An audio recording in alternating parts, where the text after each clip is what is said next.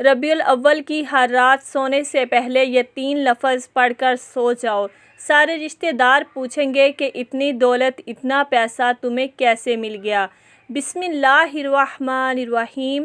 ناظرین، آج ربیع الاول کی ان خاص قبولیت کی گھڑیوں میں جو وظیفہ میں آپ کے حوالے کرنے جا رہی ہوں، یہ اللہ والوں کا وظیفہ ہے، اور آپ نے بالکل اسی طریقے اور ترتیب سے پڑھنا ہے جو اس ویڈیو میں بتایا جائے گا۔ جو بندہ یہ وظیفہ ربیع الاول کی ہر رات کو پڑھ کر رب کریم سے جو بھی مانگے گا، اللہ غیب سے عطا فرمائے گا۔ یہ وظیفہ پڑھنے سے انسان کے تمام دکھ، پریشانیاں، رنج و غم، درد اور سب کچھ اللہ تعالیٰ اس عمل کی برکت سے فوراً ہی دور فرما دیتا ہے۔ آج کا یہ وظیفہ آپ کو لاکھوں کا مالک بنا دے گا۔ یہ وظیفہ سچے دل سے اور کامل یقین کے ساتھ کرنے سے آپ کے گھر میں اور کاروبار میں اللہ پاک اتنی رحمتیں، برکتیں، فضیلتیں اور وسعتیں پیدا فرمائے گا کہ آپ نے کبھی سوچا بھی نہیں ہوگا۔ آپ اپنی کسی بھی مشکل کے لیے، کسی بھی حاجت کے لیے، کسی بھی پریشانی کے لیے ربیع الاول کی ہر رات کو اللہ کے یہ 3 نام پڑھ کر سو جائیں، پھر صبح اٹھ کر دیکھیں گے تو انشاءاللہ آپ کی زندگی بدل جائے گی۔ آپ کی زندگی میں کوئی ایسی مشکل یا حاجت ہو جس نے آپ کی راتوں کی نیندیں خراب کر دی ہوں، دنیا کا سب سے آسان اور طاقتور وظیفہ آپ نے پڑھ لینا ہے۔ پھر انشاءاللہ اللہ پاک کے فضل و کرم سے معجزے اپنی آنکھوں سے دیکھو گے۔ مال و دولت حاصل کرنے کے حوالے سے اس پوری کائنات کا یہ سب سے آسان ترین عمل ہے، اور ایسا معجزاتی اور کراماتی وظیفہ ہے کہ ایک مرتبہ سچے دل سے کرنے والے پر پیسہ اور دولت عاشق اور مہربان ہو جاتی ہے۔ میرے وہ بھائی دوست جنہوں نے دولت کے حصول کی خاطر ہر جگہ در در کی ٹھوکریں کھائی ہیں، لیکن پھر بھی دولت نہ ملی، مگر بدلے میں بہت ذلت اور رسوائی برداشت کرنا پڑی اور حاصل بھی کچھ نہ ہوا۔ جو کہتے ہیں کہ ہم محنت تو بہت کرتے ہیں لیکن کوئی صلہ نہیں ملتا، تو وہ میرے بہن بھائی صرف اور صرف اللہ پاک کی عبادت کریں اور اسی سے مانگیں، لیکن اللہ پاک سے مانگنے کے لیے کچھ طریقے اور کچھ اصول و ضوابط ہوتے ہیں۔ اگر آپ صحیح طریقے سے دعا مانگیں گے تو آپ کی دعا لازمی قبول ہوگی، ورنہ دعا آسمان اور زمین کے درمیان ہی لٹکی رہتی ہے۔ حضرت عمر بن خطاب رضی اللہ تعالیٰ عنہ فرماتے ہیں کہ دعا اس وقت تک آسمان اور زمین کے درمیان معلق رہتی ہے جب تک کہ تم اپنے پیارے نبی پر درود نہ بھیجو۔ مطلب یہ ہے کہ دعا کی قبولیت درود پاک پر موقف ہے، کیونکہ درود پاک خود مقبول ترین عبادت ہے، اس لیے درود پاک کے توسط اور وسیلے سے دعا بھی قبول ہو جاتی ہے۔ ناظرین، آپ لوگ بھی کمنٹ باکس میں ایک بار ایک پیارا اور مختصر سا درود صلی اللہ علیہ وسلم ضرور لکھ دیجئے، تاکہ آپ کے رزق میں بھی خیر و برکت ہو اور دوسروں کو بھی ترغیب ہو، اور اس کی وجہ سے مجھے اور آپ کو بھی ثواب ملے۔ حضرت شیخ ابو سلیمان رحمۃ اللہ علیہ فرماتے ہیں کہ جب تم اللہ کے سامنے اپنی کسی حاجت کی تکمیل کے لیے دست دعا دراز کرو تو ابتدا اللہ پاک کی حمد و ثنا کے بعد رسول علیہ الصلوۃ والسلام پر درود و سلام بھیجنے سے کرو۔ اس کے بعد تم جو کچھ بھی چاہتے ہو اس کے لیے دعا مانگو، اور دعا کو درود پاک پر ختم کرو، کیونکہ اللہ تعالیٰ اپنے فضل و کرم سے درود کو قبول فرماتے ہیں، اس سے رزق بڑھتا ہے۔ حضرت علی المرتضیٰ رضی اللہ تعالیٰ عنہ سے مروی ہے کہ دعا اللہ تعالیٰ سے حجاب میں ہے جب تک محمد رسول اللہ صلی اللہ علیہ وسلم اور ان کے اہل بیت پر درود نہ بھیجا جائے۔ ناظرین، آج یہ وظیفہ بتائے گئے طریقے کے مطابق پڑھ کر دعا مانگے۔ میں یقین سے کہتی ہوں آپ کی ہر دعا قبول ہوگی۔ آپ لاکھوں میں نہیں بلکہ کروڑوں میں کھیلیں گے، اللہ پاک آپ کو وہ عطا کرے گا کہ آپ کی عقل دنگ رہ جائے گی۔ آپ نے دعا اپنی اوقات دیکھ کر نہیں بلکہ اپنے رب کی شان دیکھ کر مانگنی ہے۔ وقت کی نزاکت کو مد نظر رکھتے ہوئے آئیے ناظرین آج کے اس بابرکت عمل کی طرف چلتے ہیں، لیکن اس سے پہلے اگر آپ اس چینل پر نئے ہیں اور آپ نے ابھی تک اس چینل کو سبسکرائب نہیں کیا تو خدا را اس چینل کو ابھی سبسکرائب کر لیں، کیونکہ ایسے بہت سے وظائف، بہت سے اعمال آپ کے حوالے ڈیلی بیسس پر کرتی رہوں گی۔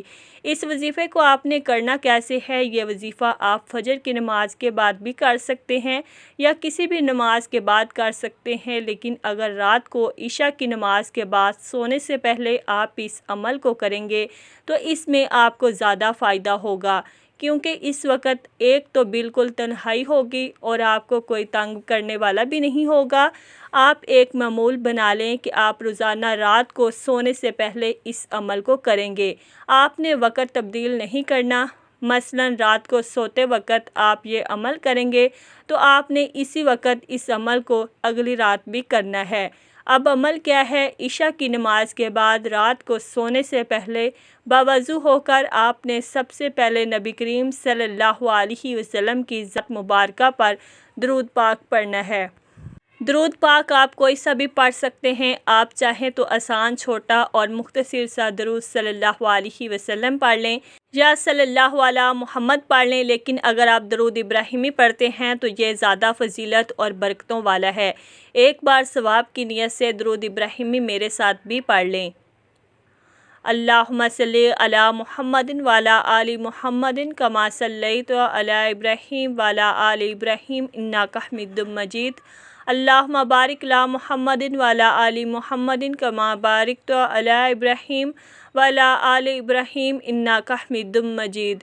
جب آپ درود پاک پڑھ لیں، اس کے بعد آپ نے اپنے خاص مقصد کی نیت کرنی ہے۔ آپ کرائے کے مکان میں رہتے ہیں، آپ اپنا ذاتی گھر خریدنا چاہتے ہیں، اس کی نیت کر لیں کہ مجھے میرا ذاتی مکان مل جائے، یا آپ کے کاروباری مسائل ہیں، پریشانیاں ہیں، آپ اس کی نیت کر لیں کہ میرا کاروبار اچھا چل پڑے، میری ساری پریشانیاں ختم ہو جائیں۔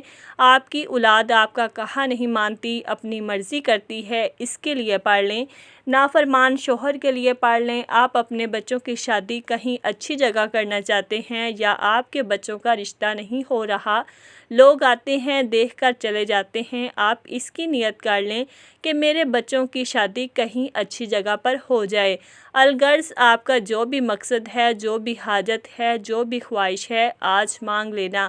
آج اگر آپ کو لگتا ہے کہ میری فلاں خواہش ناممکن ہے، وہ کسی صورت بھی پوری نہیں ہو سکتی، تو آج اپنے مقصد کی نیت کرتے ساتھ ہی فوری طور پر آپ نے ایک بار اعوذ باللہ من الشیطان الرجیم بسم اللہ الرحمن الرحیم پڑھ کر وظیفے کا آغاز کرنا ہے۔ اور سب سے پہلے نمبر پر جو وظیفہ آپ نے پڑھنا ہے وہ وظیفہ مکمل خاموشی، سکون اور اطمینان سے اللہ پاک کے مبارک ناموں کا پڑھنا ہے۔ وہ مبارک نام یا وہاب، یا رزاق، یا باسط کو پڑھنا ہے۔ آپ یا وہاب، یا رزاق، یا باسط کو ملا کر پڑھیں گے تو یہ ایک شمار ہوگا۔ آپ نے مکمل سکون کے ساتھ، دھیان کے ساتھ پڑھنا ہے۔ میں آپ سارا دن گناہ کرتے ہیں، اللہ تعالیٰ کی نافرمانیاں کرتے ہیں، جو کافر ہیں اللہ تعالیٰ تو ان کو بھی رزق اور مال و دولت عطا کرتا ہے، کیونکہ وہی تو دینے والی ذات ہے، وہی وحدہ لا شریک ہے، وہ بے نیاز ذات ہے، تو اس کی ذات سے آپ جب مانگیں گے تو وہ کیسے عطا نہیں کرے گا۔ آج آپ نے اللہ تعالیٰ کے یہ مبارک نام پڑھ کر اللہ سے مانگنا ہے۔ آپ نے یہ نام کیسے پڑھنے ہیں اور کتنی بار پڑھنے ہیں، توجہ کیجئے گا۔ یا وہاب، یا رزاق، یا باسط ایک بار ہو گیا، یا وہاب، یا رزاق، یا باسط 2 بار ہو گیا، یا وہاب، یا رزاق، یا باسط 3 بار ہو گیا۔ اس طرح سے آپ یا وہاب، یا رزاق، یا باسط کو اپنے دائیں ہاتھ کی انگلیوں پر پڑھ لیں یا تسبیح کے دانوں پر پڑھ لیں۔ آپ نے صرف 11 بار پڑھنا ہے۔